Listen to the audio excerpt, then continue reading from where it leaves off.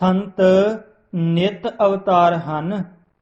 ਪਰਮੇਸ਼ਰ ਜੀਵਾਂ ਦੀ ਰੱਖਿਆ ਅਤੇ ਕਲਿਆਣ ਹਿਤ ਇਹਨਾਂ ਨਿਤ ਅਵਤਾਰਾਂ ਨੂੰ ਜਗਤ ਵਿੱਚ ਭੇਜਦਾ ਰਹਿੰਦਾ ਹੈ।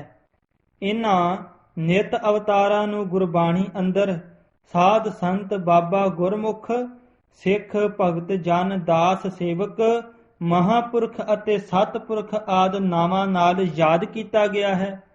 ਇਹ ਨਿਤ ਅਵਤਾਰ ਸੰਤ ਭਗਤ ਗੁਰ ਸਿੱਖ ਕਿਸੇ ਨਾ ਕਿਸੇ ਇਲਾਕੇ ਅੰਦਰ ਕਿਸੇ ਨਾ ਕਿਸੇ ਫਿਰਕੇ ਤੇ ਲਿਬਾਸ ਵਿੱਚ ਵਿਚਰਦੇ ਰਹਿੰਦੇ ਹਨ, ਜੋ ਪਰਮੇਸ਼ਰ ਤੋਂ ਭੁੱਲੇ ਅਤੇ ਪਾਪਾਂ ਵਿੱਚ ਗ੍ਰਸੇ ਜੀਵਾਂ ਨੂੰ ਬੁਰਾਈ ਤੋਂ ਛੁਡਾ ਕੇ ਨੇਕੀ ਦੇ ਰਾਹ ਤੇ ਪਾਉਂਦੇ ਹਨ।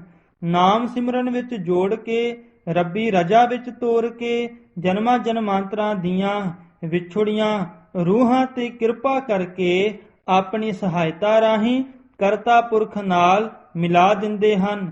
ਜਥਾ ਸੰਤ ਸਹਾਈ RAM ਕੇ ਕਰ ਕਿਰਪਾ ਦੀਆ ਮਿਲਾਏ। ਗੁਰਬਾਣੀ ਅੰਦਰ ਸੰਤ ਸ਼ਬਦ ਦੀ ਵਰਤੋਂ ਕਈ ਅਰਥਾਂ ਵਿੱਚ ਕੀਤੀ ਗਈ ਹੈ। ਸਭ ਤੋਂ ਨੰਬਰ 1 ਤੇ ਦਸਮ ਪਾਤਸ਼ਾਹ ਜੀ ਨੇ ਸੰਤ ਸ਼ਬਦ ਦੀ ਵਰਤੋਂ ਅਕਾਲ ਪੁਰਖ ਦੇ ਨਾਮਾਂ ਵਿੱਚ ਕੀਤੀ ਹੈ ਅਤੇ ਆਪ ਹੀ ਵਿਉਤਪਤੀ ਦੱਸਦਿਆਂ ਫਰਮਾਇਆ ਹੈ, ਸਮੈ ਸੰਤ ਪਰ ਹੋਤ ਸਹਾਈ ਤਾਤੇ ਸੰਖਿਆ ਸੰਤ ਸੁਨਾਈ। ਤਾਤੇ ਸੰਖਿਆ ਸੰਤ ਸੁਨਾਈ। ਨੰਬਰ 2 ਤੇ ਪੂਰਨ ਬ੍ਰਹਮ ਗਿਆਨੀ ਮਹਾਪੁਰਖ ਜੋ ਰੋਮ ਰੋਮ ਕਰਕੇ ਵਾਹਿਗੁਰੂ ਸਿਮਰਨ ਵਿੱਚ ਜੁੜਿਆ ਹੋਇਆ ਹੈ, ਉਸ ਨੂੰ ਵੀ ਪੂਰਨ ਸੰਤ ਆਖਿਆ ਹੈ। ਜਿਨ੍ਹਾਂ ਸਾਸ ਗਿਰਾਸ ਨਾ ਵਿਸਰੈ ਹਰ ਨਾਮਾ ਮਨ ਮੰਤ ਧਨ ਸੇ ਨਾਨਕਾ ਪੂਰਨ ਸੋਈ ਸੰਤ। ਨੰਬਰ 3 ਤੇ ਆਮ ਗੁਰਸਿੱਖਾਂ ਨੂੰ ਵੀ ਹਜੂਰ ਨੇ ਸੰਤ ਸ਼ਬਦ ਨਾਲ ਸੰਬੋਧਨ ਕੀਤਾ ਹੈ। ਆਵੋ ਸੰਤ ਪਿਆਰੇ ਹੋ ਅਕਥ ਕੀ ਕਰ ਹੈ ਕਹਾਣੀ ਤੇ ਸੰਤ ਭਲੇ ਗੁਰ ਸਿੱਖ ਹੈ ਜਿਨ ਨਾਹੀ ਚਿੰਤ ਪਰਾਈ ਚੁੱਖਾ। ਨੰਬਰ 4 ਸਤ ਵਕਤਾ ਪੁਰਸ਼ ਨੂੰ ਵੀ ਸੰਤ ਕਿਹਾ ਹੈ। ਸੰਤਨ ਕੀ ਸੁਣ ਸਾਚੀ ਸਾਖੀ ਸੋ ਬੋਲਹਿ ਜੋ ਪੇਖਹਿ ਆਖੀ। ਨੰਬਰ 5 ਦੈਵੀ ਗੁਣਾਂ ਦੇ ਧਾਰਨੀ ਨਿਰਮਲ ਕਰਮੀ ਨੂੰ ਵੀ ਸਾਧ ਸੰਤ ਦਾ ਦਰਜਾ ਪ੍ਰਾਪਤ ਹੈ। ਸਾਧ ਨਾਮ ਨਿਰਮਲਤਾ ਕੇ ਕਰਮ। ਨੰਬਰ 6 ਸ਼ਾਂਤ ਚਿੱਤ ਪੁਰਸ਼ ਨੂੰ ਵੀ ਸੰਤ ਸ਼ਬਦ ਨਾਲ ਯਾਦ ਕੀਤਾ ਹੈ। ਸੰਤ ਪ੍ਰਹਿਲਾਦ ਕੀ ਪੈਜ ਜਿਨ ਰਾਖੀ ਹਰ ਨਾਖਸ ਨਖ ਬੇਦਰਿਓ ਕਿਆ ਅਪਰਾਧ ਸੰਤ ਹੈ ਕੀਨਾ। ਨੇਕੀ ਦੀ ਬਦੀ ਤੇ ਫਤਿਹ ਪ੍ਰਾਪਤੀ ਲਈ ਦੈਵੀ ਗੁਣਾਂ ਦੇ ਭੰਡਾਰ ਅਤੇ ਨਾਮ ਸਿਮਰਨ ਵਿੱਚ ਸਦਾ ਲਿਵਲੀਨ ਰਹਿਣ ਵਾਲੇ ਪਰਉਪਕਾਰੀ ਮਹਾਂਪੁਰਖਾਂ ਨੂੰ ਵਾਹਿਗੁਰੂ ਜਗਤ ਵਿੱਚ ਭੇਜਦਾ ਹੈ। ਉਹ ਆਪ ਤਾਂ ਖੁਦ ਮੁਕਤ ਰੂਪ ਹੀ ਹੁੰਦੇ ਹਨ, ਇਸ ਲਈ ਉਹਨਾਂ ਦਾ ਦੁਨੀਆ ਵਿੱਚ ਆਉਣ ਦਾ ਕੋਈ ਨਿੱਜੀ ਪ੍ਰਯੋਜਨ ਨਹੀਂ ਹੁੰਦਾ। ਉਹ ਤਾਂ ਕੇਵਲ ਜਗਤ ਭਲਾਈ ਪਰਉਪਕਾਰ ਅਤੇ ਹਨੇਰੇ ਜਗਤ ਨੂੰ ਆਪਣੀ ਅਮਲੀ ਜ਼ਿੰਦਗੀ ਰਾਹੀਂ ਗਿਆਨ ਦਾ ਚਾਨਣ ਦੇ ਕੇ ਮੁਕਤ ਕਰਨ ਲਈ ਹੀ ਆਉਂਦੇ ਹਨ।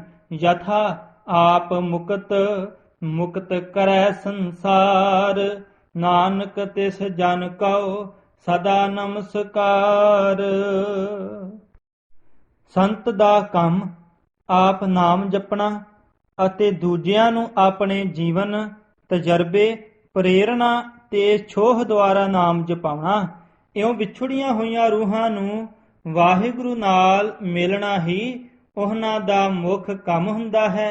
ਯਥਾ RAM ਜੋ ਦਾਤਾ ਮੁਕਤ ਕੋ ਸੰਤ ਜਪਾਵੈ ਨਾਮ ਜਨ ਨਾਨਕ ਧੂੜ ਮੰਗੈ ਤਿਸ ਗੁਰ ਸਿੱਖ ਕੀ ਜੋ ਆਪ ਜਪੈ ਅਵਰਹ ਨਾਮ ਜਪਾਵੈ ਸੋਈ ਸੰਤ ਜੇ ਪਾਵੈ RAM। ਸੰਤ ਗੋਬਿੰਦ ਕੈ ਏਕੈ ਕਾਮ। ਅਜਿਹੇ ਸੰਤ ਜਿਨ੍ਹਾਂ ਵਿੱਚ ਉਪਰੋਕਤ ਸਾਰੇ ਗੁਣ ਹਨ, ਗਿਣਤੀ ਵਿੱਚ ਬਹੁਤੇ ਨਹੀਂ ਹੁੰਦੇ, ਸਗੋਂ ਬਹੁਤ ਘੱਟ ਹੀ ਅਤੇ ਵਿਰਲੇ ਹੀ ਹੁੰਦੇ ਹਨ। ਯਥਾ ਹੈਨ ਵਿਰਲੇ ਨਾਹੀ ਘਣੇ, ਫੈਲ ਫੱਕੜ ਸੰਸਾਰ, ਜਗ ਮਹਿ ਉਤਮ ਕਾਢਿਆਹੇ।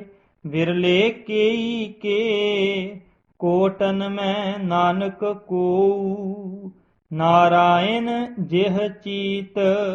20ਵੀਂ ਸਦੀ ਬਿਕਰਮੀ ਨੂੰ ਸਿੱਖ ਇਤਿਹਾਸ ਅੰਦਰ ਸੰਤ ਕਾਲ ਦਾ ਨਾਮ ਦਿੱਤਾ ਜਾ ਸਕਦਾ ਹੈ, ਜਦੋਂ ਕਿ ਬੇਅੰਤ ਸਾਧੂ ਸੰਤਾਂ ਨੇ ਆਪਣੀ ਨਾਮ ਅਭਿਆਸ ਕਮਾਈ ਅਤੇ ਆਪਣੇ ਉੱਚੇ ਜੀਵਨ ਦਾ ਸਦਕਾ ਕੌਮ ਵਿੱਚ ਆਈਆਂ ਬੁਰਾਈਆਂ ਨੂੰ ਦੂਰ ਕਰਕੇ ਮੁੜ ਪੈਰਾਂ ਤੇ ਖੜਾ ਕਰਨ ਦਾ ਭਰਪੂਰ ਯਤਨ ਕੀਤਾ। ਧਰਮ ਵਿੱਚ ਪਰਪੱਕਤਾ ਅਤੇ ਉੱਚ ਇਖਲਾਕ ਤੋਂ ਬਿਨਾਂ ਕੋਈ ਵੀ ਕੌਮ ਸੰਸਾਰ ਵਿੱਚ ਜਿੰਦਾ ਨਹੀਂ ਰਹਿ ਸਕਦੀ ਅਤੇ ਨਾ ਹੀ ਉੱਨਤੀ ਦੀਆਂ ਮੰਜ਼ਿਲਾਂ ਵੱਲ ਅੱਗੇ ਹੀ ਵੱਧ ਸਕਦੀ ਹੈ।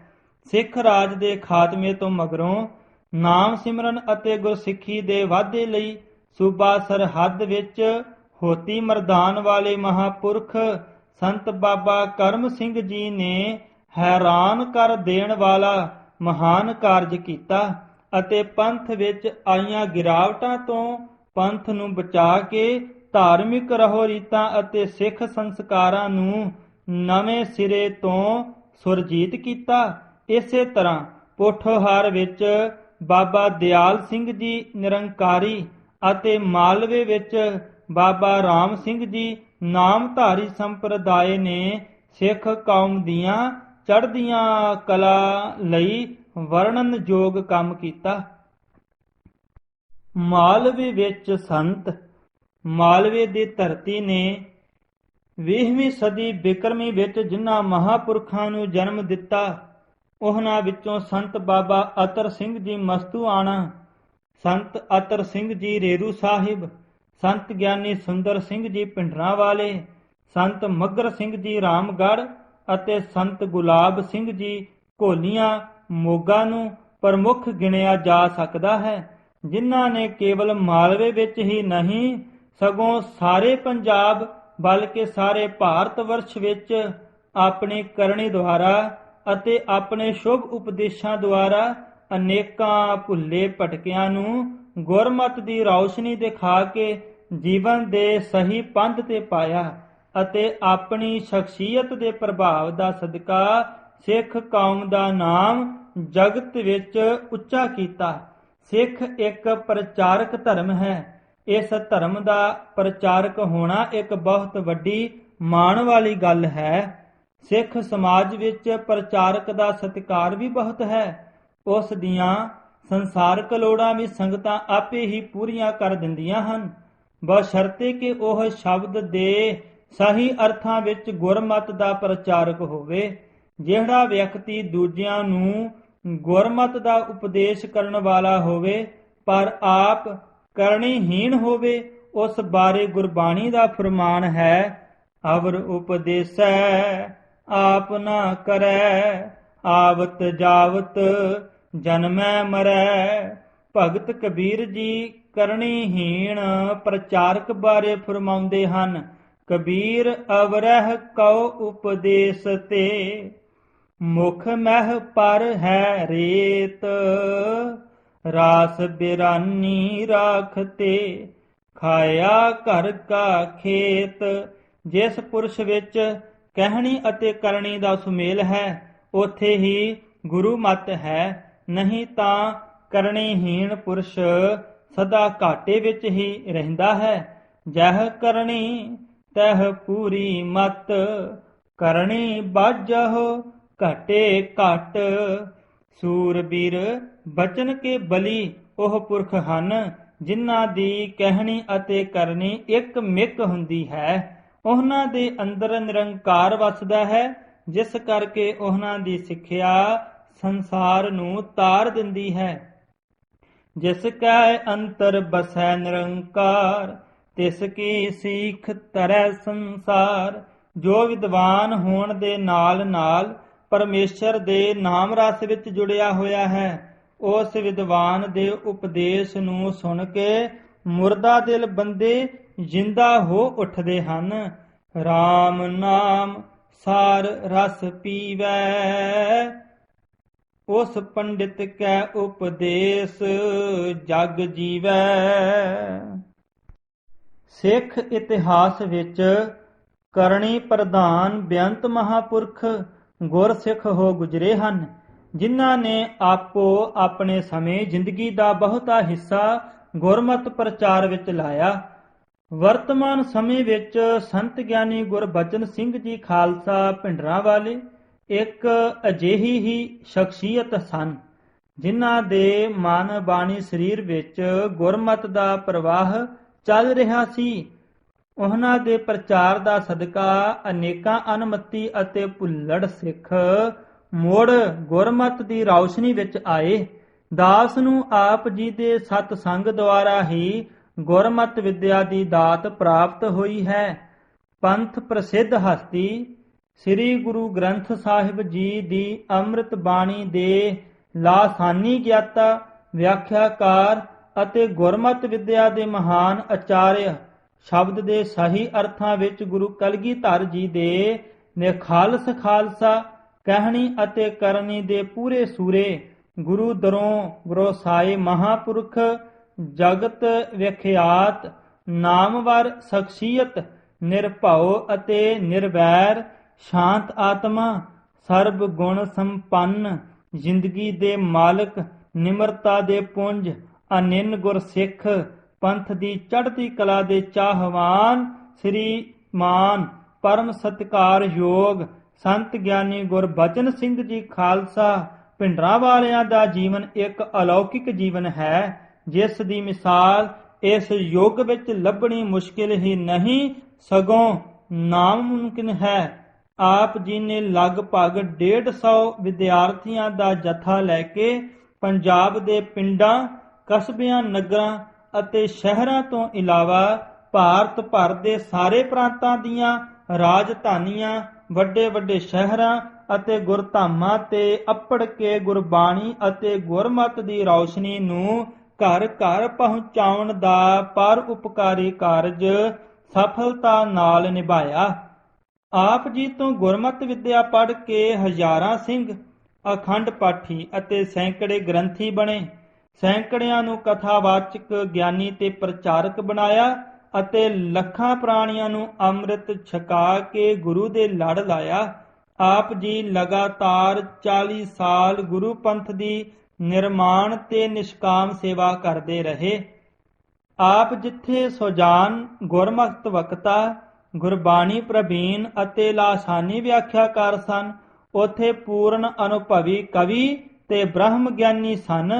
ਆਪ ਸ਼ਬਦ ਦੇ ਸਹੀ ਅਰਥਾਂ ਵਿੱਚ ਸੰਤ ਗਿਆਨੀ ਖਾਲਸਾ ਅਤੇ ਸਫਲ ਗ੍ਰਹਸਥੀ ਵੀ ਸਨ। ਆਪ ਅਥਾਹ ਸ਼ਕਤੀਆਂ ਦੇ ਮਾਲਕ ਹੁੰਦਿਆਂ ਹੋਇਆਂ ਵੀ ਉਹਨਾਂ ਸ਼ਕਤੀਆਂ ਨੂੰ ਹਮੇਸ਼ਾ ਗੁਪਤ ਰੱਖਦੇ, ਅਜਰ ਨੂੰ ਜਰਨ ਵਿੱਚ ਹੀ ਗੁਰਮਤਿ ਸਮਝਦੇ, ਆਪਣੀ ਵਡਿਆਈ ਕਰਾਉਣ ਤੇ ਸੁਣਨ ਤੋਂ ਦੂਰ ਰਹਿੰਦੇ। ਇਸ ਦੇ ਉਲਟ ਦੂਜਿਆਂ ਦਾ ਵੱਧ ਤੋਂ ਵੱਧ ਮਾਣ ਸਤਿਕਾਰ ਕਰਨ ਵਿੱਚ ਖੁਸ਼ੀ ਮਹਿਸੂਸ ਕਰਦੇ ਸਨ। ਆਪ ਕਿਹਾ ਕਰਦੇ ਸਨ ਕਿ ਵੱਡੇ ਆਦਮੀਆਂ ਨੂੰ ਮਿਲਣ ਦੀ ਇੱਛਾ ਵਾਲੇ, ਬਹੁਤਾ ਫਿਰਨ ਵਾਲੇ, ਬਹੁਤੀਆਂ ਪੁਸਤਕਾਂ ਪੜ੍ਹਨ ਵਾਲੇ ਅਤੇ ਆਪਣੀ ਵਡਿਆਈ ਚਾਹਣ ਵਾਲੇ ਬੰਦੇ ਰੱਬ ਨੂੰ ਨਹੀਂ ਮਿਲ ਸਕਦੇ। ਭਾਈ ਪ੍ਰਤਾਪ ਸਿੰਘ ਜੀ ਸ੍ਰੀ ਭਗਵਾਨ ਕਿਹਾ ਕਰਦੇ ਸਨ ਕਿ ਇਹਨਾਂ ਮਹਾਂਪੁਰਖਾਂ ਦੇ ਸਰੀਰ ਤਿਆਗਣ ਤੋਂ ਬਾਅਦ ਪਰਮਾਰਥ ਅਤੇ ਪਦਾਰਥਾਂ ਦੇ ਚਾਹਵਾਨ ਦੋਨੋਂ ਹੀ ਰੋਣਗੇ। ਉਹੀ ਗੱਲ ਹੋਈ, ਜੋ ਮਨ ਚਿੱਤ ਨਾ ਚੇਤੇ ਸਨ, ਸੋ ਗਾਲੀ ਰੱਬ ਕੀਆ। ਆਪ ਦਾ ਜਨਮ ਮਾਲਵੇ ਵਿੱਚ, ਦੇਹਾਂਤ ਮਾਝੇ ਵਿੱਚ ਅਤੇ ਸੰਸਕਾਰ ਦੁਆਬੇ ਵਿੱਚ ਹੋਇਆ। ਆਪ ਦੀ ਜ਼ਿੰਦਗੀ ਦੇ ਬੇਅੰਤ ਰੌਸ਼ਨ ਪਹਿਲੂ ਹਨ। ਉਹਨਾਂ ਸਾਰਿਆਂ ਨੂੰ ਅੰਕਿਤ ਕਰ ਸਕਣਾ ਤਾਂ ਬਹੁਤ ਮੁਸ਼ਕਲ ਹੈ। ਦਾਸ ਨੇ ਇਸ ਪੁਸਤਕ ਵਿੱਚ ਕੁਝ ਕੁ ਪੱਖਾਂ ਤੇ ਚਾਨਣਾ ਪਾਉਣ ਦਾ ਮਾਮੂਲੀ ਜਿਹਾ ਯਤਨ ਕੀਤਾ ਹੈ, ਜਿਸ ਤੋਂ ਆਪ ਜੀ ਦੀ ਬਹੁਪੱਖੀ ਸ਼ਖਸੀਅਤ ਉਘੜ ਕੇ ਪਾਠਕਾਂ ਦੇ ਸਾਹਮਣੇ ਆ ਸਕੇਗੀ। ਆਪ ਜਿੱਥੇ ਸੰਤ ਸੁਭਾਵ, ਗੁਰਮਤਿ ਅਤੇ ਆਨਿਆ ਮੱਤਾਂ ਦੇ ਗ੍ਰੰਥਾਂ ਦੇ ਬੇਨਜ਼ੀਰ ਉਸਤਾਦ ਸਨ। ਉੱਥੇ ਕਲਗੀਧਰ ਜੀ ਦੇ ਬਖਸ਼ੇ ਖੰਡੇ ਬਾਟੇ ਦੇ ਅੰਮ੍ਰਿਤ ਦੇ ਪੂਰਨ ਧਾਰਣੀ, ਵਿਸ਼ਵਾਸੀ ਅੰਮ੍ਰਿਤ ਧਾਰੀ ਅਤੇ ਪੰਜ ਕਕਾਰਾਂ ਦੀ ਰਹਿਤ ਨਾਲ ਪਿਆਰ ਕਰਨ ਵਾਲੇ ਅਤੇ ਹੋਰਨਾਂ ਨੂੰ ਅੰਮ੍ਰਿਤ ਛਕਾ ਕੇ ਗੁਰੂ ਦੇ ਲੜ ਲਾਉਣ ਵਾਲੇ ਆਤਮਦਰਸ਼ੀ ਪੂਰਨ ਮਹਾਂਪੁਰਖ ਸਨ। ਵਿਦਵਾਨਾਂ ਦੇ ਕਦਰਦਾਨ ਅਤੇ ਗੁਰਮਤਿ ਵਿਦਿਆ ਦੇ ਦਾਤੇ ਸਨ। ਵੱਡੇ ਆਦਮੀਆਂ ਨੂੰ ਮਿਲਣ ਤੋਂ ਸੰਕੋਚ ਕਰਦੇ ਅਤੇ ਗਰੀਬਾਂ ਨੂੰ ਮਿਲ ਕੇ ਵਧੇਰੇ ਪ੍ਰਸੰਨ ਹੁੰਦੇ ਸਨ।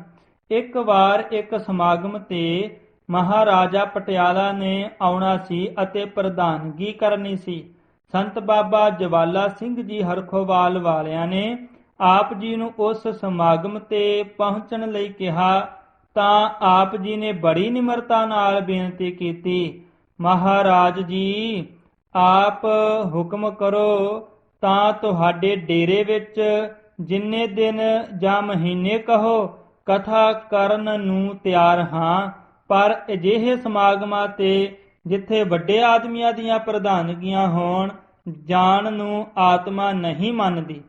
ਆਪ ਪੰਥ ਦੇ ਆਗੂ ਬਣਨ ਤੋਂ ਹਮੇਸ਼ਾ ਸੰਕੋਚ ਕਰਦੇ, ਪਰ ਪਿੱਛੇ ਰਹਿ ਕੇ ਪੰਥ ਦੀ ਵੱਡਮੁੱਲੀ ਸੇਵਾ ਕਰਨ ਵਿੱਚ ਯਕੀਨ ਰੱਖਦੇ ਸਨ। ਆਪ ਤੋਂ ਗੁਰਮਤਿ ਵਿਦਿਆ ਪ੍ਰਾਪਤ ਕਰਕੇ ਬਹੁਤ ਸਾਰੇ ਵਿਦਵਾਨ ਭਾਰਤ ਭਰ ਦੇ ਗੁਰ ਅਸਥਾਨਾਂ ਤੇ ਸ਼ਹਿਰਾਂ ਵਿੱਚ ਅੱਗੋਂ ਗੁਰਮਤਿ ਵਿਦਿਆ ਦਾ ਦਾਨ ਦੇ ਰਹੇ ਹਨ। ਵਿਦੇਸ਼ਾਂ ਵਿੱਚ ਖਾਸ ਕਰਕੇ ਨੰਬਰ 1 ਕੈਨੇਡਾ। ਗਿਆਨੀ ਮਨੀ ਸਿੰਘ ਜੀ ਨੇ 15 ਸਾਲ ਕੈਨੇਡਾ, 2 ਸਾਲ ਇੰਗਲੈਂਡ ਵਿੱਚ ਗੁਰਮਤਿ ਪ੍ਰਚਾਰ ਕੀਤਾ। 9 ਸਾਲ ਸ੍ਰੀ ਹਰਿਮੰਦਰ ਸਾਹਿਬ ਵਿਖੇ ਗ੍ਰੰਥੀ ਰਹੇ। ਰਿਟਾਇਰ ਹੋ ਕੇ ਫਿਰ ਹੁਣ ਕੈਨੇਡਾ, ਅਮਰੀਕਾ ਵਿੱਚ ਪ੍ਰਚਾਰ ਕਰ ਰਹੇ ਹਨ। ਗਿਆਨੀ ਸੁਜਾਨ ਸਿੰਘ ਜੀ ਕਿਲ੍ਹਾ ਰਾਏਪੁਰ ਨੇ ਕੈਨੇਡਾ ਰਹਿ ਕੇ ਕਥਾ ਦੁਆਰਾ ਗੁਰਮਤਿ ਦਾ ਪ੍ਰਚਾਰ ਕੀਤਾ। ਗਿਆਨੀ ਗੁਰਦੇਵ ਸਿੰਘ ਕੋਢਾਣੀ, ਗਿਆਨੀ ਮਹਿੰਦਰ ਸਿੰਘ ਜੀ ਪਨਿਆਲੀ ਵਾਲੇ ਕਾਫੀ ਸਮਾਂ ਤਖਤ ਸ੍ਰੀ ਕੇਸਗੜ੍ਹ ਆਨੰਦਪੁਰ ਹੈੱਡ ਗ੍ਰੰਥੀ ਦੀ ਸੇਵਾ ਕਰਕੇ ਹੁਣ ਕੈਨੇਡਾ ਵਿੱਚ ਗੁਰਮਤਿ ਦਾ ਪ੍ਰਚਾਰ ਕਰਦੇ ਹਨ। ਗਿਆਨੀ ਇੰਦਰਜੀਤ ਸਿੰਘ ਜੀ ਰਕਬੇ ਵਾਲੇ, ਭਗਤ ਗਿਆਨੀ ਜਸਵੰਤ ਸਿੰਘ ਜੀ ਦੌਦਰ, ਗਿਆਨੀ ਦਰਸ਼ਨ ਸਿੰਘ ਸ਼ਹੀਦ ਵੀ ਇਸੇ ਤਰ੍ਹਾਂ ਸੇਵਾ ਕਰ ਰਹੇ ਹਨ। Number 2 England. ਦਾਸ ਸਨ 1975 ਤੋਂ ਰਹਿ ਕੇ ਗੁਰਮਤਿ ਪ੍ਰਚਾਰ ਕਰ ਰਿਹਾ ਹੈ। ਗਿਆਨੀ ਗੁਰਦੇਵ ਸਿੰਘ ਜੀ ਮੁਨਾਵਾ, ਗਿਆਨੀ ਬਲਦੇਵ ਸਿੰਘ ਜੀ ਗਾਲਬ, ਗਿਆਨੀ ਜੋਗਿੰਦਰ ਸਿੰਘ ਜੀ ਭਰੋਵਾਲ, ਗਿਆਨੀ ਅਜਾਇਬ ਸਿੰਘ ਜੀ ਮਹਾਂਪੁਰਖਾਂ ਦੇ ਪੋਤਰੇ ਗਿਆਨੀ ਤਰਲੋਚਨ ਸਿੰਘ ਜੀ ਅਤੇ ਗਿਆਨੀ ਮਹਿਤਾਬ ਸਿੰਘ ਜੀ ਪੱਕੇ ਤੌਰ ਤੇ ਰਹਿ ਕੇ ਗੁਰਮਤਿ ਪ੍ਰਚਾਰ ਕਰ ਰਹੇ ਹਨ। ਗਿਆਨੀ ਪੂਰਨ ਸਿੰਘ ਜੀ ਦਿੱਲੀ ਵਾਲੇ ਅਤੇ ਮਹਾਂਪੁਰਖਾਂ ਦੇ ਪੋਤਰੇ ਗਿਆਨੀ ਅਵਤਾਰ ਸਿੰਘ ਜੀ ਬੱਧਨੀ ਕਲਾਂ ਵਾਲੇ ਸਮੇਂ-ਸਮੇਂ ਅਨੁਸਾਰ ਪ੍ਰਚਾਰ ਕਰਦੇ ਰਹਿੰਦੇ ਹਨ। ਗਿਆਨੀ ਕਿਰਪਾਲ ਸਿੰਘ ਜੀ ਬੋਪਾਰਾਏ ਵਾਲਿਆਂ ਨੇ ਵੀ ਸਾਰੀ ਉਮਰ ਪ੍ਰਚਾਰ ਵਿੱਚ ਲਾਈ। Number 3 America. ਰਾਗੀ ਸਾਧੂ ਸਿੰਘ ਜੀ, ਰਾਗੀ ਜਗੀਰ ਸਿੰਘ ਜੀ, ਗਿਆਨੀ ਬਲਵੰਤ ਸਿੰਘ ਬਾਬਾ ਲੱਖੋ, ਗਿਆਨੀ ਗੁਰਦੀਪ ਸਿੰਘ ਜੀ ਸਾਬਕਾ ਹੈੱਡ ਗ੍ਰੰਥੀ ਗੁਰਦੁਆਰਾ ਸੀਸਗੰਜ ਸਾਹਿਬ ਦਿੱਲੀ ਅਤੇ ਗਿਆਨੀ ਸੁਰਜੀਤ ਸਿੰਘ ਜੀ ਸੋਧੀ ਆਦਿਕ ਪ੍ਰਚਾਰ ਵਿੱਚ ਜੁਟੇ ਹੋਏ ਹਨ। ਅਫਰੀਕਾ। ਗਿਆਨੀ ਕਰਨੈਲ ਸਿੰਘ ਜੀ ਬਾਲਦ ਗੁਰਮਤਿ ਪ੍ਰਚਾਰ ਕਰ ਰਹੇ ਹਨ। ਲੇਖਕ। ਇੱਕ ਓੰਕਾਰ ਸਤਿਗੁਰ ਪ੍ਰਸਾਦ। ਨਗਰ ਅਤੇ ਵੰਸ਼ ਦੀ ਜਾਣਕਾਰੀ। ਪਿੰਡ ਦਾ ਨਾਮ ਅਖਾੜਾ ਕਿਉਂ ਪਿਆ? ਮਹਾਭਾਰਤ ਵਿੱਚ ਲਿਖਿਆ ਹੈ ਕਿ ਤਿਹਾੜਾ ਸ਼ਹਿਰ ਵੈਰਾਟ ਰਾਜੇ ਦੀ ਰਾਜਧਾਨੀ ਸੀ। ਪੰਜੇ ਪਾਂਡਵ 13ਵੇਂ ਸਾਲ ਗੁਪਤ ਰੂਪ ਵਿੱਚ ਇਸ ਅਖਾੜਾ ਪਿੰਡ ਵਾਲੀ ਥਾਂ ਤੇ ਰਹੇ। ਉਦੋਂ ਇਹ ਬੜਾ ਭਾਰੀ ਜੰਗਲ ਸੀ। ਭੀਮਸੈਨ ਤੇ ਅਰਜਨ ਆਦਿ ਪੰਜੇ ਭਰਾ ਇੱਥੇ ਕੁਸ਼ਤੀਆਂ ਤੇ ਦੰਗਲ ਕਰਿਆ ਕਰਦੇ ਸਨ। ਖਾਸ ਕਰਕੇ ਉਹਨਾਂ ਦੀ ਕਸਰਤ ਦੀ ਥਾਂ ਹੋਣ ਕਰਕੇ ਇਸ ਜਗ੍ਹਾ ਦਾ ਨਾਮ ਅਖਾੜਾ ਪੈ ਗਿਆ। ਇਹ ਇਲਾਕਾ ਉਸ ਸਮੇਂ ਵੈਰਾਟ ਰਾਜੇ ਦੇ ਰਾਜ ਵਿੱਚ ਸੀ, ਜਿਸ ਦਾ ਪ੍ਰਤੱਖ ਸਬੂਤ ਇਹ ਹੈ ਕਿ ਹੁਣ ਵੀ ਪਿੰਡ ਦੇ ਇਰਦ ਗਿਰਦ ਪਏ ਪੁਰਾਣੇ ਥੇਹਾਂ ਵਿੱਚੋਂ ਵੈਰਾਟ ਰਾਜੇ ਦੇ ਸਮੇਂ ਦੇ ਸਿੱਕੇ ਮਿਲਦੇ ਹਨ। ਬਾਅਦ ਵਿੱਚ ਇੱਥੇ ਕਈ ਪਿੰਡ ਵੀ ਵਸੇ ਤੇ ਉੱਜੜ ਗਏ, ਜਿਨ੍ਹਾਂ ਦੇ ਨਿਸ਼ਾਨ ਥੇਹਾਂ ਦੇ ਰੂਪ ਵਿੱਚ ਹੁਣ ਵੀ ਇੱਥੇ ਵੇਖੇ ਜਾ ਸਕਦੇ ਹਨ। ਢੇਰ ਚਿਰ ਮਗਰੋਂ ਬਿਕਰਮੀ ਸੰਮਤ ਦੀ 15ਵੀਂ ਸਦੀ ਦੇ ਕਰੀਬ ਸਮਰਾ ਗੋਤ ਦੇ ਜੱਟਾਂ ਨੇ ਇਹ ਪਿੰਡ ਆਬਾਦ ਕੀਤਾ ਅਤੇ ਪੁਰਾਣੇ ਨਾਮ ਉੱਪਰ ਹੀ ਇਸ ਦਾ ਨਾਮ ਅਖਾੜਾ ਰੱਖਿਆ। ਹੁਣ ਵੀ ਪਿੰਡ ਦੀ ਵਧੇਰੇ ਮਾਲਕੀ ਸਮਰਾ ਗੋਤ ਦੇ ਜੱਟਾਂ ਦੀ ਹੀ ਹੈ, ਜੋ ਸਾਰੇ ਦੇ ਸਾਰੇ ਸਿੱਖ ਹਨ। ਇਸ ਨਗਰ ਦੇ ਲੋਕ ਮੁੱਢ ਤੋਂ ਹੀ ਯੋਧੇ ਤੇ ਸੂਰਬੀਰ ਬਹਾਦਰ ਹੋ ਕੇ ਜੰਗਾਂ ਯੁੱਧਾਂ ਵਿੱਚ ਆਪਣਾ ਪੂਰਾ ਹਿੱਸਾ ਪਾਉਂਦੇ ਆ ਰਹੇ ਹਨ। ਬਾਬਾ ਅਮਰਾ ਜੀ ਤੇ ਮਾਤਾ ਸੇਵੀ ਜੀ ਬਿਕਰਮੀ ਸੰਮਤ ਦੀ 18ਵੀਂ ਸਦੀ ਦੇ ਤੀਜੇ ਦਹਾਕੇ ਵਿੱਚ ਔਰੰਗਜ਼ੇਬ ਦੇ ਸਮੇਂ ਦੀ ਗੱਲ ਹੈ ਕਿ ਬਰਿਆਰ ਗੋਤ ਦੇ ਜੱਟ ਚੀਮਾ ਪਿੰਡ ਵਿੱਚ ਵਸਦੇ ਸਨ। ਚੀਮਾ ਪਿੰਡ ਦਾ ਇੱਕ ਬਜ਼ੁਰਗ ਬਾਬਾ ਅਮਰਾ ਜੀ ਪਿੰਡ ਅਖਾੜੇ ਵਿੱਚ ਸਮਰਾ ਗੋਤ ਦੇ ਇੱਕ ਜੱਟ ਪਰਿਵਾਰ ਵਿੱਚ ਵਿਆਹਿਆ ਹੋਇਆ ਸੀ। ਇਸ ਦੀ ਸੁਪਤਨੀ ਦਾ ਨਾਮ ਮਾਤਾ ਬੀਰਾ ਸੀ। ਇਹਨਾਂ ਦੇ ਭਰਾ ਦਾ ਨਾਮ ਵੀ ਬੀਰਾ ਹੀ ਸੀ। ਮਾਤਾ ਬੀਰਾ ਜੀ ਦੇ ਅੰਦਰ ਸੇਵਾ ਭਾਵਨਾ ਬਹੁਤ ਸੀ। ਉਹ ਆਏ ਗਏ ਸਾਧੂ ਮਹਾਤਮਾ ਦੀ ਹੱਦੋਂ ਵੱਧ ਸੇਵਾ ਕਰਦੇ ਸਨ। ਹਰੇਕ ਲੋੜਵੰਦ ਦੀ ਮਦਦ ਕਰਨਾ ਉਹਨਾਂ ਦੇ ਜੀਵਨ ਦਾ ਅੰਗ ਬਣ ਚੁੱਕਾ ਸੀ।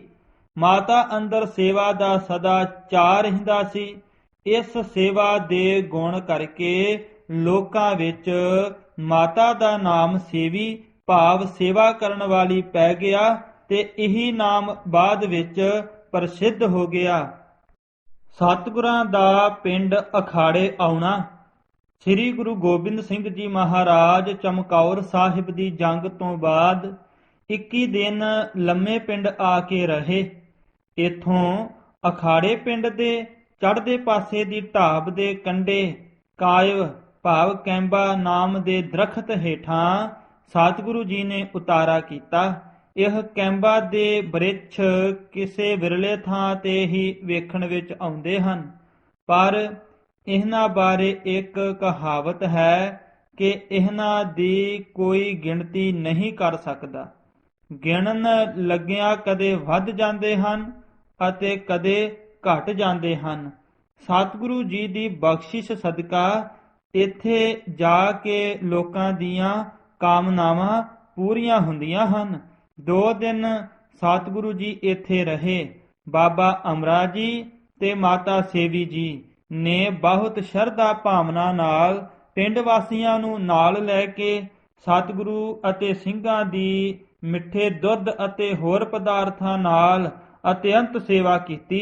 ਬਾਬਾ ਅਮਰਾ ਜੀ ਤੇ ਮਾਤਾ ਸੇਵੀ ਜੀ ਦੀ ਸੇਵਾ ਨੂੰ ਵੇਖ ਕੇ ਸਤਿਗੁਰਾਂ ਨੇ ਬਚਨ ਕੀਤੇ, ਮਾਤਾ ਤੁਹਾਡੀ ਕੁਲ ਵਿੱਚ ਪੂਰਨ ਮਹਾਪੁਰਖ ਜਪੀ ਤਪੀ ਸੇਵਾ ਦੇ ਪੁੰਜ ਮਹਾਨ ਵਿਦਵਾਨ ਬ੍ਰਹਮ ਵਿਦਿਆ ਦੇ ਧਾਰਨੀ ਕਥਨੀ ਤੇ ਕਰਨੀ ਦੇ ਪੂਰੇ 5 ਕਕਾਰਾਂ ਵਿੱਚ ਪਰਪੱਕ ਕਰਮ ਜੋਗੀ ਮਹਾਪੁਰਖ ਪੈਦਾ ਹੋਇਆ ਕਰਨਗੇ, ਜਿਨ੍ਹਾਂ ਦਾ ਜੀਵਨ ਜਹਾਜ਼ ਵਰਗਾ ਹੋਵੇਗਾ, ਜੋ ਆਪ ਮੁਕਤ ਕਰੈ ਸੰਸਾਰ ਦੀ ਸਮਰੱਥਾ ਦੇ ਮਾਲਕ ਹੋਣਗੇ। ਗੁਰਸਿੱਖੀ ਤੇ ਭਾਵ ਭਗਤੀ ਵਾਲੀ ਬਿਰਤੀ ਵਿੱਚ ਰਹਿ ਕੇ ਸਾਦਗੀ ਤੇ ਨਿਮਰਤਾ ਵਾਲਾ ਜੀਵਨ ਬਤੀਤ ਕਰਿਆ ਕਰਨਗੇ। ਪਿੰਡ ਵਾਲਿਆਂ ਨੂੰ ਵਰ ਦਿੰਦੇ ਹੋਏ ਬਖਸ਼ਿਸ਼ ਕੀਤੀ ਕਿ ਇਸ ਪਿੰਡ ਵਿੱਚ ਸਿੱਖੀ ਪ੍ਰਫੁੱਲਤ ਰਹੇਗੀ ਅਤੇ ਇੱਥੋਂ ਦੇ ਵਸਨੀਕ ਕੁਰਬਾਨੀ ਵਾਲੇ, ਸੇਵਾ ਵਾਲੇ, ਬੰਦਗੀ ਵਾਲੇ ਅਤੇ ਕੀਰਤਨੀਏ ਪੈਦਾ ਹੁੰਦੇ ਰਹਿਣਗੇ। ਸਤਿਗੁਰਾਂ ਨੇ ਅੰਮ੍ਰਿਤ ਦਾ ਬਾਟਾ ਤਿਆਰ ਕਰਕੇ ਮਾਤਾ ਸੇਵੀ ਦੇ ਪਰਿਵਾਰ ਨੂੰ ਅਤੇ ਪਿੰਡ ਵਾਸੀਆਂ ਨੂੰ ਅੰਮ੍ਰਿਤ ਛਕਾਇਆ। ਬਾਬੇ ਅਮਰੇ ਦਾ ਨਾਮ ਅਮਰ ਸਿੰਘ, ਮਾਤਾ ਸੇਵੀ ਦਾ ਨਾਮ ਮਾਤਾ ਸੇਵਕ ਕੌਰ, ਪੁੱਤਰ ਮੁਹੱਬਤ ਰਾਏ ਦਾ ਨਾਮ ਮੁਹੱਬਤ ਸਿੰਘ ਰੱਖਿਆ। ਭਾਈ ਮੁਹੱਬਤ ਸਿੰਘ ਦਾ ਪੁੱਤਰ ਭਾਈ ਆਕਲ ਸਿੰਘ ਜੀ ਹੋਇਆ ਹੈ। ਸਾਧ ਸੰਗਤ ਜੀ ਇੱਥੇ ਟੂਕ ਦਿੱਤੀ ਹੋਈ ਹੈ, ਜੋ ਇਸ ਪੁਸਤਕ ਦੇ ਇਸ 47 ਪੰਨੇ ਦੇ ਹੇਠਾਂ ਦਿੱਤੀ ਹੈ। ਸੋ ਹੁਣ ਆਪਾਂ ਪਹਿਲਾਂ ਉਹ ਪੜ੍ਹ ਲਈਏ। ਭਾਵ ਸ੍ਰੀ ਦਮਦਮਾ ਸਾਹਿਬ ਵਿਖੇ ਕਲਗੀਧਰ ਸਤਿਗੁਰਾਂ ਤੋਂ ਜੋ 48 ਸਿੰਘ ਪੜ੍ਹਿਆ ਕਰਦੇ ਸਨ, ਉਹਨਾਂ ਦੀ ਲਿਸਟ ਵਿੱਚ ਪਿੰਡ ਅਖਾੜੇ ਦਾ ਭਾਈ ਅਕਾਲ ਸਿੰਘ ਅਤੇ ਮਹਾਂਪੁਰਖਾਂ ਦੇ ਵਡੇਰਿਆਂ ਦਾ ਭਾਈ ਆਕਲ ਸਿੰਘ ਇੱਕ ਹੀ ਲੱਗਦੇ ਹਨ। ਪਿੰਡ ਵਿੱਚੋਂ ਪੜਤਾਲ ਕਰਨ ਤੇ ਭਾਈ ਅਕਾਲ ਸਿੰਘ ਦੀ ਅੰਸ਼ ਬੰਸ਼ ਦਾ ਕੋਈ ਵੀ ਪਤਾ ਨਹੀਂ ਲੱਗਾ। ਇਸ ਲਈ ਦੋਹਾਂ ਦਾ ਨਾਮ ਇੱਕ ਹੀ ਸਮਝਿਆ ਜਾਏ, ਕਿਉਂਕਿ ਇਹਨਾਂ ਦੋ ਅੱਖਰਾਂ ਦੇ ਕੰਨਿਆਂ ਦਾ ਹੀ ਫਰਕ ਹੈ। ਭਾਈ ਮੁਹੱਬਤ ਸਿੰਘ ਦਾ ਪੁੱਤਰ ਭਾਈ ਆਕਲ ਸਿੰਘ ਜੀ ਹੋਇਆ। ਭਾਈ ਆਕਲ ਸਿੰਘ ਜੀ ਸ਼ਾਦੀशुदा ਸਨ, ਜੋ ਸ੍ਰੀ ਗੁਰੂ ਗੋਬਿੰਦ ਸਿੰਘ ਜੀ ਮਹਾਰਾਜ ਦੇ ਨਾਲ ਹੀ ਸੇਵਾ ਵਿੱਚ ਹਾਜ਼ਰ ਹੋ ਗਏ। ਇੱਥੇ ਦੁਨੀਆਦਾਰੀ ਦੀ ਵਿੱਦਿਆ ਪੜ੍ਹੀ ਸੀ। ਉੱਥੇ ਸ੍ਰੀ ਦਮਦਮਾ ਸਾਹਿਬ ਜਾ ਕੇ ਗੁਰਮਤਿ ਵਿੱਦਿਆ ਵੀ ਸਤਿਗੁਰਾਂ ਤੋਂ ਪੜ੍ਹੀ, ਜਿਸ ਦੇ ਸਦਕਾ ਹੀ 48 ਵਿਦਵਾਨ ਸਿੰਘਾਂ ਦੀ ਲਿਸਟ ਵਿੱਚ ਲਿਖੇ ਗਏ, ਜਿਨ੍ਹਾਂ ਨੇ ਪਿੰਡ ਆ ਕੇ ਸਿੱਖੀ ਪ੍ਰਚਾਰ ਕੀਤਾ, ਹਮੇਸ਼ਾ ਪੰਥ ਦਾ ਸਾਥ ਦਿੰਦੇ ਰਹੇ ਸਨ। ਭਾਈ ਆਕਲ ਸਿੰਘ ਜੀ ਦਾ ਪੁੱਤਰ ਭਾਈ ਨਥੂਆ ਸਿੰਘ ਹੋਇਆ। ਭਾਈ ਨਥੂਆ ਸਿੰਘ ਨੇ 5 ਪਿਆਰਿਆਂ ਤੋਂ ਅੰਮ੍ਰਿਤ ਛਕਿਆ। 5 ਪਿਆਰਿਆਂ ਦੀ ਸੇਵਾ ਵਿੱਚ ਭਾਈ ਆਕਲ ਸਿੰਘ ਜੀ ਵੀ ਸਨ।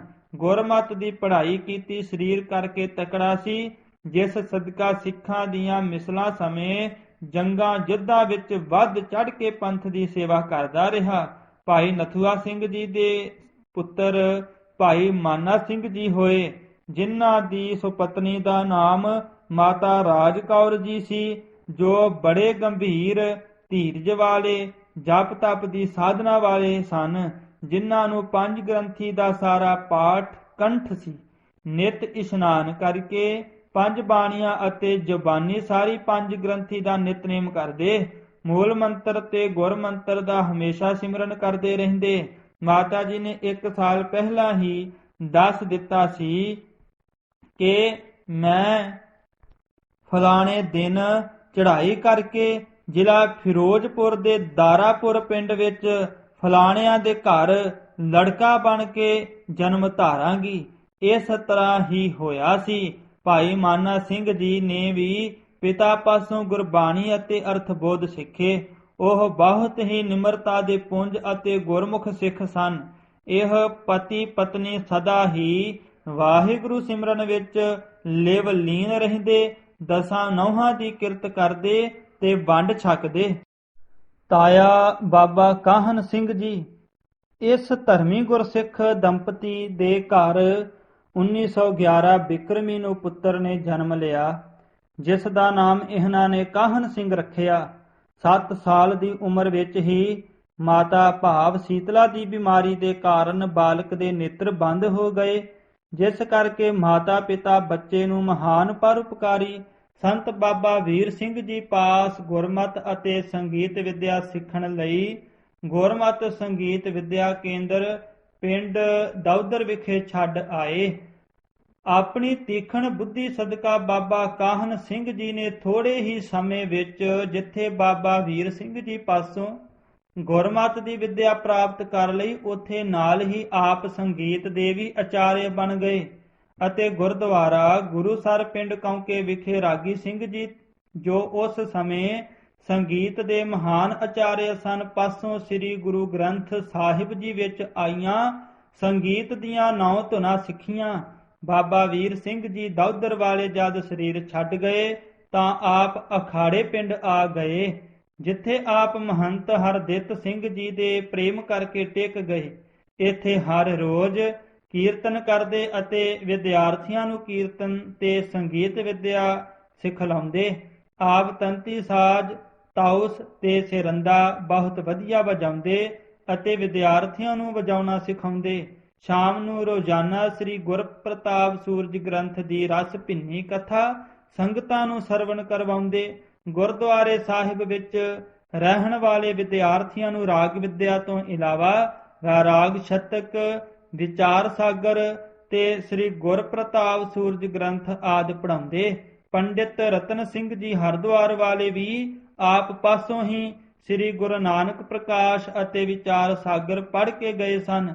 ਸਿੰਘਾਂ ਵਾਲੇ ਪਿੰਡ ਵਿਖੇ ਕੀਰਤਨ ਦੀ ਪ੍ਰਸਿੱਧ ਟਕਸਾਲ ਦੇ ਮੋਢੀ ਰਾਗੀ ਰਾਮ ਸਿੰਘ ਜੀ ਅਤੇ ਰਾਗੀ ਬੁੱਧ ਸਿੰਘ ਜੀ ਕੋਕਰੀ ਕਲਾਂ ਵਾਲੇ, ਜੋ ਗਿਆਨੀ ਸ਼ੇਰ ਸਿੰਘ ਜੀ ਹਜੂਰੀ ਰਾਗੀ ਸ੍ਰੀ ਦਰਬਾਰ ਸਾਹਿਬ ਅੰਮ੍ਰਿਤਸਰ ਦੇ ਉਸਤਾਦ ਸਨ, ਵੀ ਆਪ ਦੇ ਸ਼ਾਗਿਰਦ ਸਨ, ਜਿਨ੍ਹਾਂ ਨੇ ਅੱਗੋਂ ਬੇਅੰਤ ਸਿੰਘਾਂ ਨੂੰ ਗੁਰਮਤਿ ਸੰਗੀਤ ਵਿਦਿਆ ਦਾ ਦਾਨ ਦਿੱਤਾ।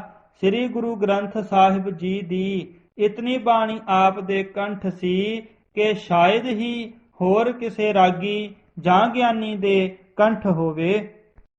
1921 ਈਸਵੀ ਵਿੱਚ ਅਖਾੜੇ ਤੋਂ ਆ ਕੇ 6 ਮਹੀਨੇ ਸਿੰਘਾਂ ਵਾਲੇ ਪਿੰਡ ਵਿਖੇ ਰਹੇ ਤੇ ਫਿਰ ਬਾਅਦ ਵਿੱਚ ਔਲਖ ਪਿੰਡ ਚਲੇ ਗਏ, ਜਿੱਥੇ ਨਗਰ ਦੇ ਇੱਕ ਗੁਰਦੁਆਰੇ ਮਹੰਤ ਦੀ ਸੇਵਾ ਸੰਭਾਲੀ।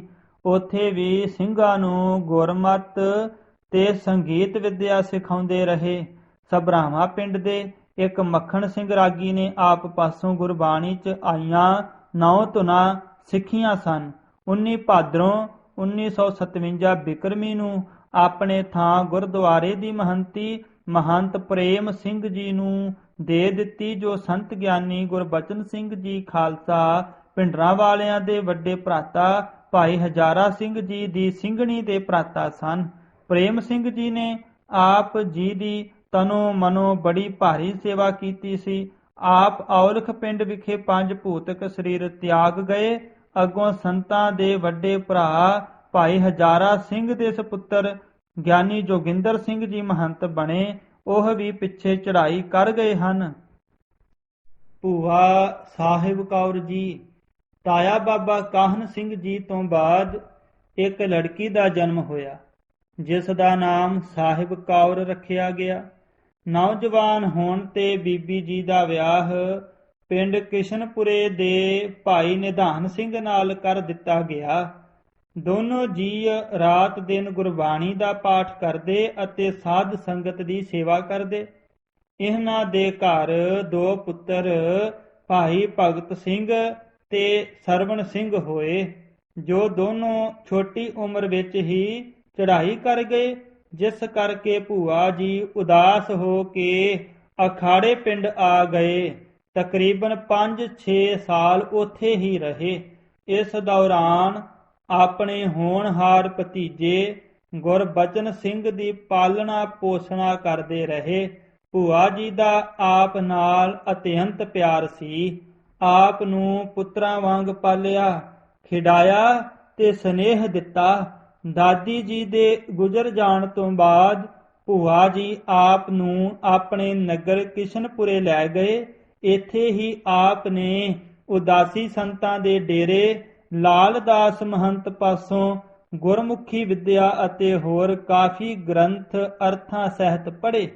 7 ਦਸੰਬਰ 1939 ਈਸਵੀ ਮੁਤਾਬਿਕ 22 ਮੱਘਰ 1996 ਬਿਕਰਮੀ ਨੂੰ ਭੂਆ ਜੀ ਦਾ ਪਰਲੋਕ ਗਮਨ ਕਿਸ਼ਨਪੁਰੇ ਹੀ ਹੋਇਆ। ਸੰਤ ਜੀ ਉਸ ਦਿਨ ਜਥੇ ਸਮੇਤ ਖਡੂਰ ਸਾਹਿਬ ਠਹਿਰੇ ਹੋਏ ਸਨ। ਪਿਤਾ ਸਰਦਾਰ ਰੂੜ ਸਿੰਘ ਜੀ। ਭਾਈ ਮਾਨਾ ਸਿੰਘ ਜੀ ਅਤੇ ਮਾਤਾ ਰਾਜ ਕੌਰ ਜੀ ਦੀ ਪ੍ਰੇਮਾ ਭਗਤੀ ਤੇ ਸਿੱਖੀ ਸਿਦਕ ਨੂੰ ਫਲ ਲੱਗਾ। ਘਰ ਵਿੱਚ ਸਭ ਤੋਂ ਛੋਟੇ ਸੁਪੁੱਤਰ ਨੇ 19 ਪੋਹ ਸੰਮਤ 1928 ਬਿਕਰਮੀ ਨੂੰ ਜਨਮ ਲਿਆ, ਜਿਸ ਦਾ ਨਾਮ ਰੂੜ ਸਿੰਘ ਰੱਖਿਆ ਗਿਆ।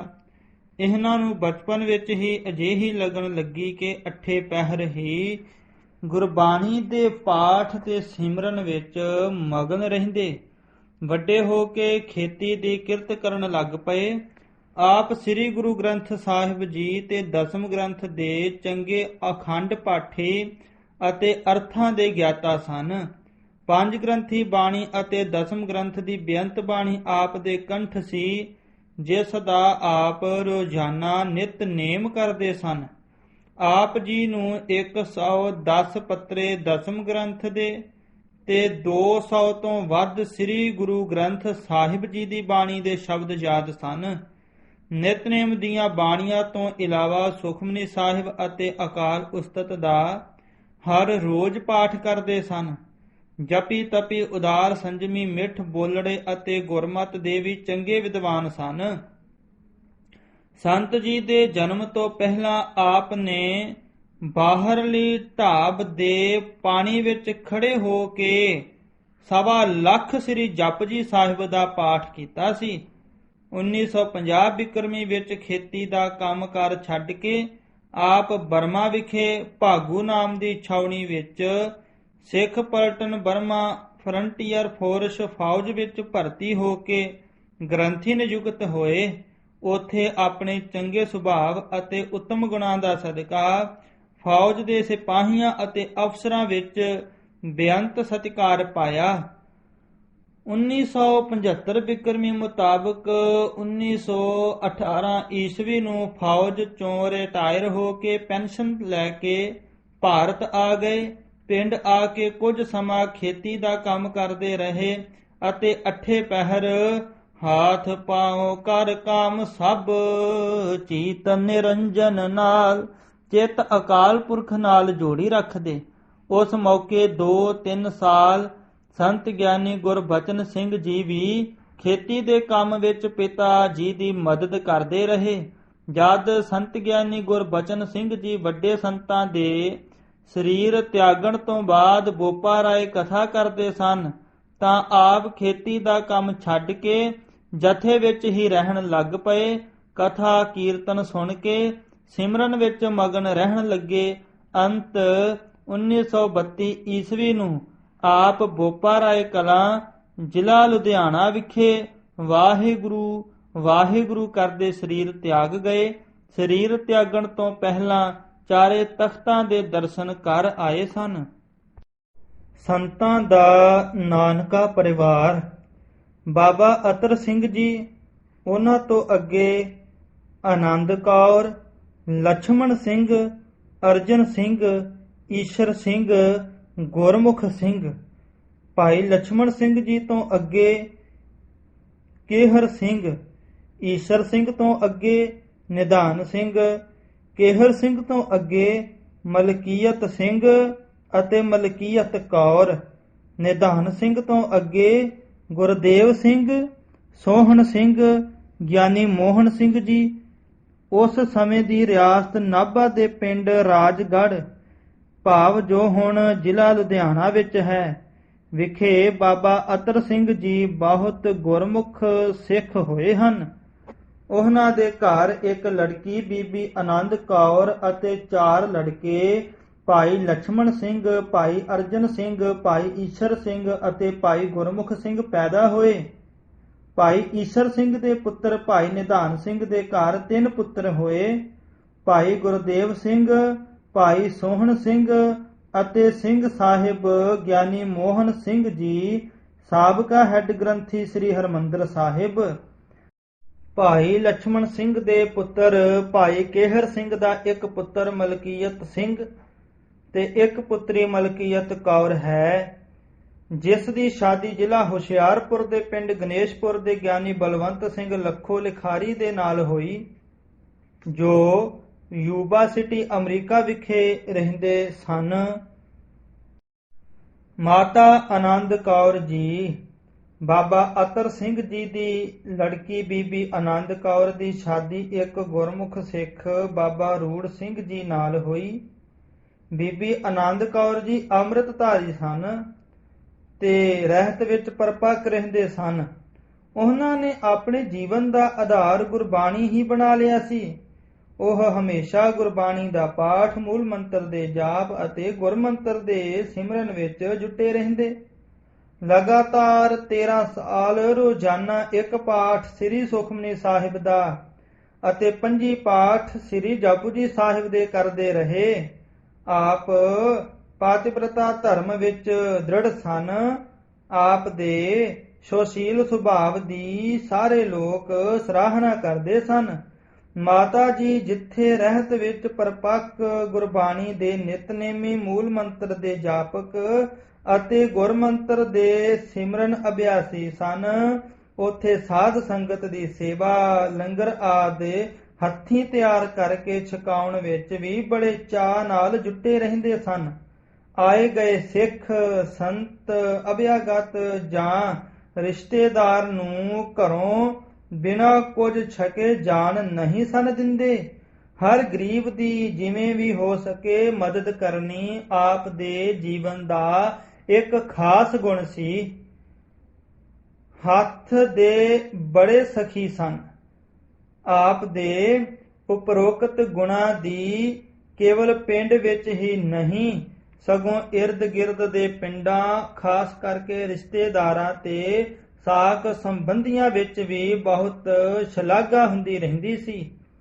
ਅਫਸੋਸ ਇਹ ਕਿ ਆਪ ਆਪਣੇ ਛੋਟੇ ਅਤੇ ਹੋਣਹਾਰ ਸੁਪੁੱਤਰ ਗਿਆਨੀ ਗੁਰਬਚਨ ਸਿੰਘ ਨੂੰ ਭਰ ਜਵਾਨ ਹੁੰਦਿਆਂ ਉਹਨਾਂ ਦੀ ਵਿਦਵਤਾ, ਮਹਾਨਤਾ, ਤੇਜ ਪ੍ਰਤਾਪ, ਜਾਹੋ ਜਲਾਲ ਅਤੇ ਜਗਤ ਤੇ ਪੰਥ ਵਿੱਚ ਹੁੰਦੀ ਵਡਿਆਈ ਨੂੰ ਆਪਣੀਆਂ ਅੱਖਾਂ ਨਾਲ ਦੇਖ ਨਾ ਸਕੇ, ਜਿਸ ਨੂੰ ਦੇਖਣ ਦੀ ਹਰ ਮਾਤਾ ਦੇ ਮਨ ਵਿੱਚ ਬੜੀ ਤੀਬਰ ਇੱਛਾ ਹੁੰਦੀ ਹੈ। ਅੰਤ ਨੂੰ ਜਦੋਂ ਸੰਤ ਗਿਆਨੀ ਗੁਰਬਚਨ ਸਿੰਘ ਜੀ ਅਜੇ 13 ਮਹੀਨਿਆਂ ਦੇ ਹੀ ਸਨ ਕਿ 1960 ਬਿਕਰਮੀ ਨੂੰ ਪਲੇਗ ਦੀ ਬਿਮਾਰੀ ਨਾਲ ਪਰਿਵਾਰ, ਸਨੇਹੀਆਂ ਤੇ ਸੰਬੰਧੀਆਂ ਨੂੰ ਸਦੀਵੀ ਵਿਛੋੜਾ ਦੇ ਕੇ ਮਾਤਾ ਆਨੰਦ ਕੌਰ ਜੀ ਗੁਰਪੁਰੀ ਜਾ ਬਿਰਾਜੇ। ਵੱਡੇ ਭਰਾਤਾ ਭਾਈ ਹਜ਼ਾਰਾ ਸਿੰਘ ਜੀ। ਬਾਬਾ ਰੂੜ ਸਿੰਘ ਜੀ ਦੇ ਘਰ ਮਾਤਾ ਆਨੰਦ ਕੌਰ ਜੀ ਦੀ ਹੀ ਕੁੱਖੋਂ 1946 ਬਿਕਰਮੀ ਮੁਤਾਬਕ 1894 ਈਸਵੀ ਨੂੰ ਜੇਠੇ ਪੁੱਤਰ ਨੇ ਜਨਮ ਲਿਆ, ਜਿਸ ਦਾ ਨਾਮ ਹਜ਼ਾਰਾ ਸਿੰਘ ਰੱਖਿਆ ਗਿਆ। ਆਪ ਨੇ 10 ਜਮਾਤਾਂ ਸਕੂਲ ਦੀ ਵਿੱਦਿਆ ਪੜ੍ਹੀ ਤੇ ਨਾਲ ਤਾਇਆ ਕਾਹਨ ਸਿੰਘ ਜੀ ਪਾਸੋਂ ਗੁਰਬਾਣੀ ਤੇ ਗੁਰਮਤਿ ਦੀ ਪੜ੍ਹਾਈ ਵੀ ਕੀਤੀ। 1921 ਈਸਵੀ ਤੋਂ 1945 ਈਸਵੀ ਤੱਕ 24 ਸਾਲ ਸ੍ਰੀ ਅਕਾਲ ਤਖਤ ਸਾਹਿਬ ਦੇ ਹੈੱਡ ਗ੍ਰੰਥੀ ਰਹੇ। ਆਪ ਗੁਰਬਾਣੀ ਦੇ ਪ੍ਰੇਮੀ, ਨੇਮੀ ਤੇ ਗੁਰਮੁਖ ਸਿੱਖ ਸਨ। ਆਪ ਜੀ ਦੀ ਆਵਾਜ਼ ਰਸੀਲੀ ਹੋਣ ਕਰਕੇ ਸੰਗਤਾਂ ਆਪ ਜੀ ਤੋਂ ਸ੍ਰੀ ਮੁਖਵਾਕ ਸੁਣ ਕੇ ਬਹੁਤ ਖੁਸ਼ ਹੁੰਦੀਆਂ ਸਨ। ਆਪ ਦੇ 3 ਪੁੱਤਰ ਹਨ। ਭਾਈ ਆਤਮਾ ਸਿੰਘ ਡਾਕਟਰ, ਜੋ ਇਸ ਵਕਤ ਦਿੱਲੀ ਰਹਿੰਦੇ ਹਨ, ਹਰਬਖਸ਼ ਸਿੰਘ ਜੋ ਨਾਭੇ ਰਿਹਾਇਸ਼ ਰੱਖਦੇ ਹਨ, ਤੇ ਭਾਈ ਜੋਗਿੰਦਰ ਸਿੰਘ। ਆਪ ਜੇਠ ਦੀ ਸੰਗਰਾਂਦ 1947 ਈਸਵੀ ਨੂੰ ਅਖਾੜੇ ਪਿੰਡ ਵਿਖੇ ਆਪਣਾ 5 ਭੂਤਕ ਸਰੀਰ ਤਿਆਗ ਗਏ ਸਨ। ਵੰਸ਼ ਪ੍ਰਣਾਲੀ। ਬਾਬਾ ਅਮਰਾ ਜੀ, ਮਾਤਾ ਸੇਵੀ ਜੀ, ਇਹਨਾਂ ਤੋਂ ਅੱਗੇ ਭਾਈ ਮੁਹੱਬਤ ਸਿੰਘ ਜੀ ਹੋਏ ਹਨ। ਭਾਈ ਮੁਹੱਬਤ ਸਿੰਘ ਤੋਂ ਅੱਗੇ ਭਾਈ ਆਕਲ ਸਿੰਘ ਜੀ, ਸਾਧੂ ਸਿੰਘ, ਬਹਾਲ ਸਿੰਘ। ਭਾਈ ਆਕਲ ਸਿੰਘ ਜੀ ਤੋਂ ਅੱਗੇ ਭਾਈ ਨਥੂਆ ਸਿੰਘ ਜੀ, ਭਾਈ ਮਾਨਾ ਸਿੰਘ ਜੀ। ਭਾਈ ਸਾਧੂ ਸਿੰਘ ਜੀ ਤੋਂ ਅੱਗੇ ਭਾਈ ਨਿੱਕਾ ਸਿੰਘ, ਮੱਖਣਾ ਸਿੰਘ, ਲਖਣਾ ਸਿੰਘ ਹੋਏ ਹਨ। ਭਾਈ ਬਹਾਲ ਸਿੰਘ ਜੀ ਤੋਂ ਅੱਗੇ ਮੁਗਲੂ ਸਿੰਘ, ਜੁਗਤੀ ਸਿੰਘ, ਮੁਕਤੀ ਸਿੰਘ ਹੋਏ ਹਨ। ਜਿਵੇਂ ਭਾਈ ਆਕਲ ਸਿੰਘ ਜੀ ਤੋਂ ਅੱਗੇ ਭਾਈ ਨਥੂਆ ਸਿੰਘ ਜੀ, ਭਾਈ ਮਾਨਾ ਸਿੰਘ ਜੀ ਹੋਏ ਹਨ। ਅੱਗੇ ਫਿਰ ਭਾਈ ਮਾਨਾ ਸਿੰਘ ਜੀ ਤੋਂ ਅੱਗੇ ਭਾਈ ਕਾਹਨ ਸਿੰਘ ਜੀ ਤੇ ਭਾਈ ਰੂੜ ਸਿੰਘ ਜੀ ਹੋਏ ਹਨ। ਭਾਈ ਰੂੜ ਸਿੰਘ ਜੀ ਦੇ ਘਰੇ 2 ਮਹਾਨ ਸੁਪੁੱਤਰ ਹੋਏ ਹਨ, ਭਾਈ ਹਜ਼ਾਰਾ ਸਿੰਘ ਜੀ ਅਤੇ ਸੰਤ ਗਿਆਨੀ ਗੁਰਬਚਨ ਸਿੰਘ ਜੀ ਖਾਲਸਾ ਪਿੰਡਰਾਂ ਵਾਲੇ। ਭਾਈ ਹਜ਼ਾਰਾ ਸਿੰਘ ਜੀ ਤੋਂ ਅੱਗੇ 3 ਸੁਪੁੱਤਰ, ਭਾਈ ਆਤਮਾ ਸਿੰਘ, ਭਾਈ ਹਰਬਖਸ਼ ਸਿੰਘ ਤੇ ਜੋਗਿੰਦਰ ਸਿੰਘ। ਤੇ ਸੰਤ ਗਿਆਨੀ ਗੁਰਬਚਨ ਸਿੰਘ ਜੀ ਖਾਲਸਾ ਪਿੰਡਰਾਂ ਵਾਲਿਆਂ ਤੋਂ ਅੱਗੇ ਉਹਨਾਂ ਦੇ ਮਹਾਨ ਸੁਪੁੱਤਰ ਭਾਈ ਕਰਤਾਰ ਸਿੰਘ ਜੀ ਅਤੇ ਭਾਈ ਭਗਵਾਨ ਸਿੰਘ ਜੀ ਰਾਗੀ। ਸਤਿਕਾਰਯੋਗ ਬਾਬਾ ਰੂੜ ਸਿੰਘ ਜੀ ਕਈ ਸਾਲ ਬਰਮਾ ਵਿੱਚ ਫੌਜ ਦੀ ਨੌਕਰੀ ਦੌਰਾਨ 1 ਸਾਲ ਦੀ ਜਮ੍ਹਾਂ ਹੋਈ ਛੁੱਟੀ ਲੈ ਕੇ ਸੰਮਤ 1958 ਨੂੰ ਚੇਤ ਦੇ ਮਹੀਨੇ ਘਰ ਆਏ। ਮਾਤਾ ਆਨੰਦ ਕੌਰ ਜੀ ਆਪਣੇ ਸੁਘੜ ਗੁਰਮਤੀਏ ਪਤੀ ਦੀ ਸ਼ਰਧਾ ਅਤੇ ਪ੍ਰੇਮ ਨਾਲ ਸੇਵਾ ਕਰਨ ਲੱਗੇ। ਪਿਤਾ ਬਾਬਾ ਰੂੜ ਸਿੰਘ ਜੀ ਨੇ 12 ਮਹੀਨਿਆਂ ਵਿੱਚ 12 ਸਹਿਜ ਪਾਠ ਆਰੰਭ ਕਰਕੇ ਭੋਗ ਪਾਏ।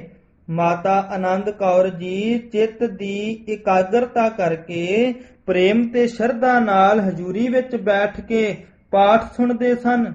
ਪਤੀ ਪਤਨੀ ਨੇ ਅੰਮ੍ਰਿਤ ਵੇਲੇ ਇਸ਼ਨਾਨ ਕਰਕੇ ਆਪੋ ਆਪਣੇ ਨਿਤ ਨਿਯਮ ਕਰਨੇ, ਦਿਨੇ ਸਹਿਜ ਪਾਠ ਹੋਣਾ। ਮਾਤਾ ਜੀ ਨੇ ਸੁਣਨਾ। ਬਾਬਾ ਰੂੜ ਸਿੰਘ ਜੀ ਨੇ ਸ਼ਾਮ ਨੂੰ 4 ਤੋਂ 5 ਵਜੇ ਤੱਕ ਧਰਮਸ਼ਾਲਾ ਵਿੱਚ ਇਤਿਹਾਸ ਦੀ ਕਥਾ ਕਰਨੀ। ਪਿਤਾ ਜੀ ਨਾਲ ਖੇਤੀ ਦੀ ਕਿਰਤ ਵੀ ਕਰਾਉਣੀ। ਆਪਣੇ ਬਜ਼ੁਰਗ ਬਾਬਾ ਮਾਨਾ ਸਿੰਘ ਜੀ ਦੀ ਅਤੇ ਮਾਤਾ ਰਾਜ ਕੌਰ ਦੀ ਰੱਜ ਕੇ ਸੇਵਾ ਕਰਨੀ।